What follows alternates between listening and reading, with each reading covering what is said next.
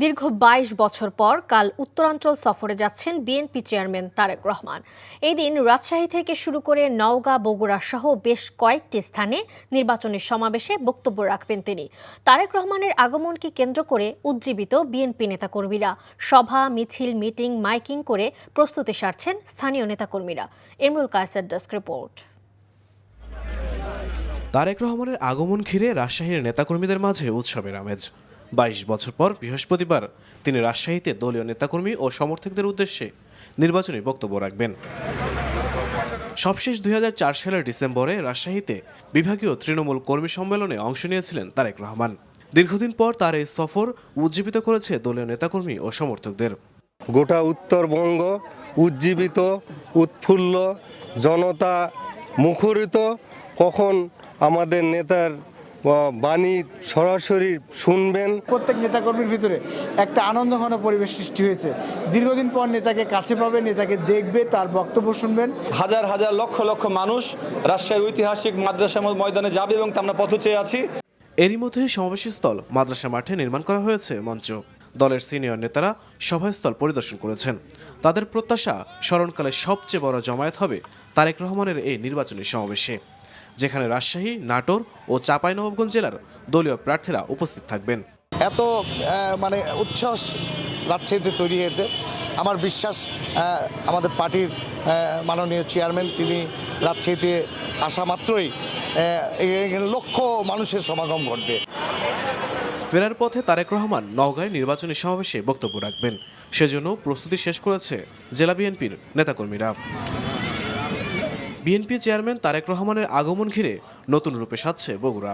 দীর্ঘ ১৯ বছর পর তিনি নিজ জেলায় যাচ্ছেন। তাকে বরণ করতে সব রকম প্রস্তুতি শেষ করেছে দলীয় নেতাকর্মীরা। জোরদার করা হয়েছে নিরাপত্তা ব্যবস্থা। নির্বাচন ঘিরে শহরের আলতাফুন্নেসা খেলার মাঠে এক জনসভায় বক্তব্য রাখবেন তিনি। এছাড়া দলীয় কার্যালয়, শহীদ জিয়া শিশু হাসপাতাল, বাগবাড়ি, জিয়াবাড়ি পরিদর্শন করার কথা রয়েছে তারেক রহমানের। Imrul Kayes, NTV news desk. রাজশাহীতে তারেক রহমানের জনসভার সার্বিক পরিস্থিতি নিয়ে কথা বলছেন মিজানুর রহমান মিনু। সরাসরি চলে যাচ্ছি তার ব্রিফিংয়ে।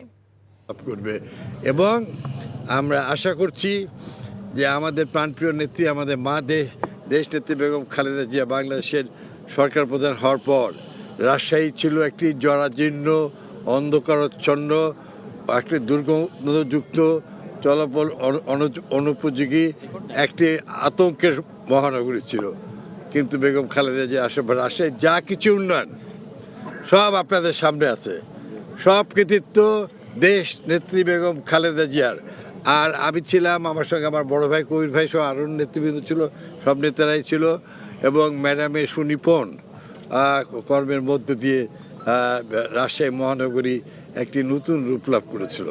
কিন্তু আমরা দেখেছি যে পরবর্তী ১৭ বছর রাজশাহী অবহেলিত, বঞ্চিত এবং অপমানিত হয়েছিল।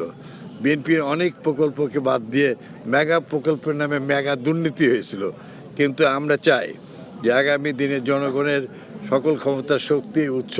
সেই জন্য আমাদের নেতা ইতিমধ্যেই তিনি মায়েদের জন্য ফ্যামিলি কার্ড এবং মুরব্বী সকল জন্য স্বাস্থ্যের জন্য একটি আন্তর্জাতিক যুগোপযোগী যে চিকিৎসা পদ্ধতি, সেটার জন্য তিনি হেলথ কার্ড এবং কৃষকদের জন্য কৃষি কার্ড। আপনারা জানেন যে শহীদ জিয়া বাংলাদেশের সর্ববৃহৎ প্রকল্প, এই বরেন্দ্র প্রকল্পের মধ্য দিয়ে রাজশাহী অঞ্চলকে সবুজ হয়েছে এবং ব্যাপক 4টি ফসলের রূপ লাভ করেছে।